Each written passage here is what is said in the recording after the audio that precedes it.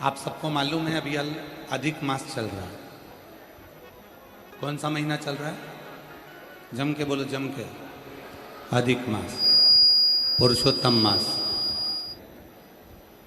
कि भगवान शिव की जो आराधना साधना आप और हम करते हैं, जैसे प्रदोष का दिन आ जाता है, हर महीने की शिवरात्रि आ जाती है।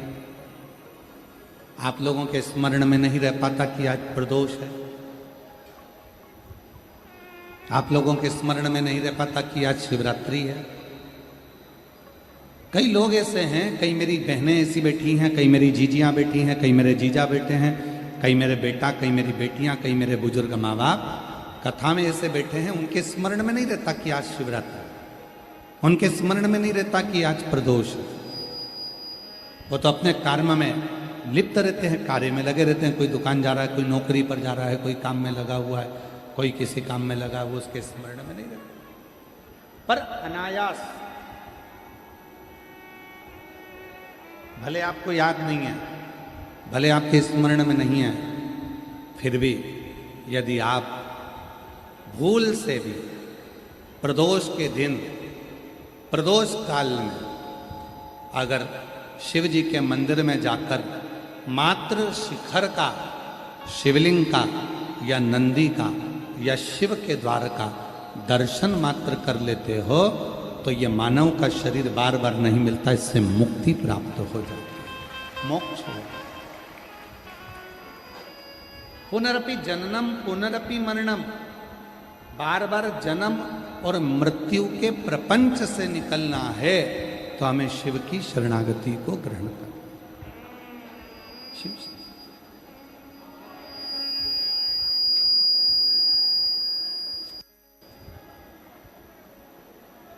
और देख लिया संसार हमने, देख लिया सब मतलब के यार हमने, देख लिया झूठे नाते झूठे रिश्ते, झूठे नाते झूठे रिश्ते, अरे झूठा है संसार हमने देख लिया सब मतलब के यार हमने देख लिया।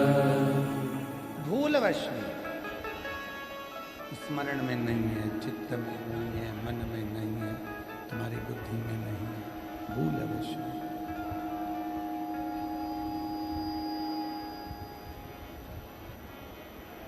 यदि प्रदोष का दिन पड़ गया, यदि शिवरात्रि का दिन पड़ गया, भूलवश, शिवपुराण कहती है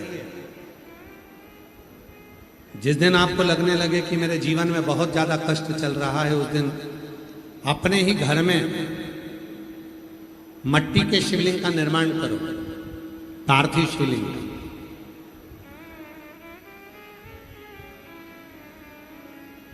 एक दुर्वा, एक बेलपत्र, एक दुर्वा, एक बेलपत्र, एक कनेर का पुष्प जल चढ़ाने के बाद उसी पार्थिव शिवलिंग पर समर्पित करो।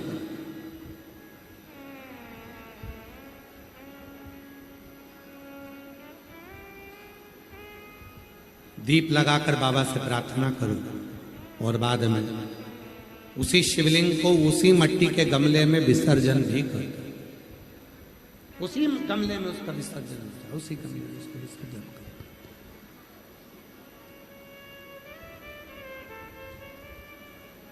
एक पार्थिव पूजन का जो फल है, एक पार्थिव पूजन का जो फल है, एक पार्थिव पूजन का जो फल है, वो सहस्त्र हजारों लाखों शिवलिंग के पूजन के बराबर फल प्राप्त हो जाता है। एक पार्थिव पूजन का जो फल है, एक पार्थिव पूजन का जो फल है, वो सहस्त्र हजारों लाखों शिवलिंग के पूजन का फल। इसीलिए अधिक मास के शुक्रवार का जब प्रदोष पड़े, जिसको कहते हैं शुक्र प्रदोष, शुक्रवार की प्रदोष सुख और शांति देती है। हमारे यहाँ कहते हैं शुक्रवार की अगर प्रदोष पड़ती है तो शिव नीलकंठ पर विराजमान होते हैं। शुक्रवार के प्रदोष वाले स्कंद पुराण के अंतर्गत वर्णन किया है, भविष्य पुराण के अंतर्गत स्मरण किया है। एक चक्षु नारियल मतलब 10,000 नारियल में एक नारियल ऐसा होता है, एक श्रीफल ऐसा होता है जिसके 3 नेत्र की जगह 1 नेत्र होते हैं। कितने नेत्र होते हैं? 1 नेत्र। श्रीफल जो नारियल आप कलश पे रखते हो, जो नारियल आप मंदिर में ले जाते हो, पूजन करते हो, तो 3 चक्षु नारियल, 3 नेत्र वाला नारियल, अर्थात नारियल की जहां जटा होती है उसके 3 नेत्र होते हैं, 3 चक्षु होते हैं। और 1 चक्षु वाला, 1 नेत्र वाला 10 से 15,000 श्रीफल में नारियल में 1 नारियल ऐसा होता है जिसका 1 नेत्र होता है, उसमें 3 नेत्र नहीं होते, एक चक्षु होता है। तो महाराज शिव पुराण कहती है, स्कंद पुराण कह रही है कि 1 चक्षु जो नारियल होता है उसको शुक्रवार का जब प्रदोष पड़े, जिसको कहते हैं शुक्र प्रदोष। कौन सा प्रदोष होना चाहिए? शुक्रवार का प्रदोष।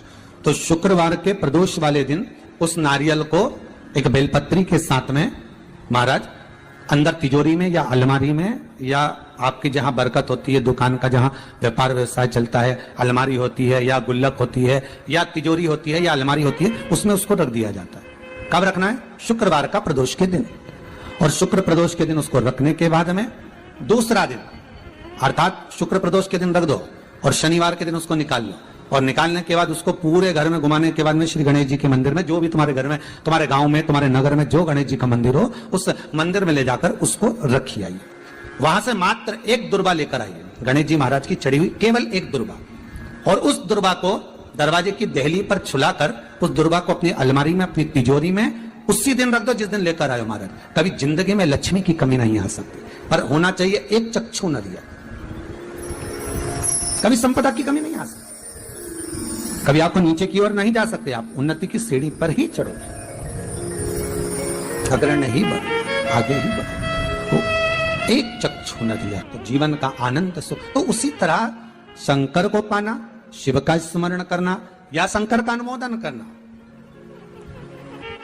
महाराज 1 चक्षु नारियल हो, और वो 1 चक्षु नारियल जिसके 1 नेत्र हो, और वो नारियल अगर शुक्रवार की प्रदोष हो और प्रदोष काल में उसको अलमारी में, तिजोरी में रखा जाए बेलपत्र के साथ, और उसी श्रीफल को दूसरे दिन गणेश जी के मंदिर में संपूर्ण घर में, व्यापार में घुमाकर रखा जाए, वहां से मात्र 1 दुर्बा लाकर रखी जाए, कभी संपदा की कमी नहीं आ सकती। ये उसी तरह प्रदोष का दिन, प्रदोष काल का समय, भगवान शंकर प्रदोष के दिन, प्रदोष काल में अपने भक्तों के घर पर नंदी के कान में जो बोल कर जाता है, शिवजी नंदी पर बैठकर उस भक्त के दरवाजे पर उसका कल्याण करने के लिए प्रदोष के दिन, प्रदोष काल में पहुंचते हैं।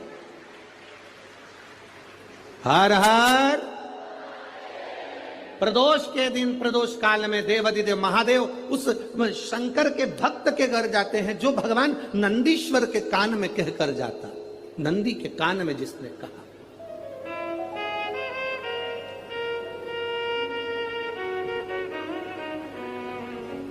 शंकर भगवान के इस शिवलिंग का स्मरण आप करेंगे। बीच में जो एक मोटी सी लाइन होती है, इसको अशोक सुंदरी कहते हैं। सब लोग दर्शन करें, जम के बोलो जरा, करें। अशोक सुंदरी की जगह जहां पूरी हो जाती है, उसके बीच में शिवलिंग और उसके बीच में थोड़ी सी जगह खाली आती है। करें दर्शन, समझना जरा बहुत अच्छे से। जैसे ये अशोक सुंदरी की जगह है, हम निवेदन करेंगे आस्था चैनल वालों से भी और एलईडी वाले भी, जिन जिनको एलईडी पर आप दर्शन करा रहे हैं वो पूरी तरह से कराएं। गणेश जी का स्थान, षडानंद कार्तिकेय का स्थान, अशोक सुंदरी का स्थान बीच में। अशोक सुंदरी का जो स्थान पूरा हो जाता है, वहां से लेकर शिवलिंग के बीच में खाली जगह आती है। करें दर्शन आप लोगों ने, खाली जगह आती है। उस खाली स्थान की जो महत्वता है, ये जो अशोक सुंदरी से लेकर बीच में जो जगह है, ये भगवान शंकर की जो धर्म पत्नी है माता पार्वती, उनकी जो योगनियां हैं 64 योगनी, उनकी जो शक्ति पीठें हैं, उनकी जो सिद्धता है, उनकी जो सिद्धियां हैं, ये अशोक सुंदरी से शंकर के शिवलिंग के बीच में जो खाली जगह होती है, इस स्थान पर 64 योगनियां, देवियां, अष्ट सिद्धियां, नवनिधियां सब इस स्थान पर रहती है। इसलिए हमारे यहाँ शिव महापुराण की कथा कहती है, पूर्ण पूजन के बाद अगर कोई नारी, कोई पुरुष, कोई बच्चा, कोई बुजुर्ग अपने मन की बात का स्मरण इस जगह पर हाथ को रखकर, जैसे किसी के हृदय पर हाथ रखते हैं तो दिल धड़कता हुआ स्मरण होता है, उसी तरह यहाँ स्पर्श करेंगे और स्पर्श कर कर जब अपने मन की बात कहते हैं तो देवाधिदेव महादेव नंदी के साथ आकर प्रदोष के दिन कार्य की सिद्धता पूर्ण करते। उस स्थान की मूलता होती है, वो स्थान। समझ में आएगी ना जगह? अरे बोलो तो जम के। नहीं समझ में आई हो तो एक बार फिर वापिस समझ लीजिए, फिर समझो बाप। स्थान देखिएगा, गणेश जी का स्थान, कार्तिकेय जी का स्थान।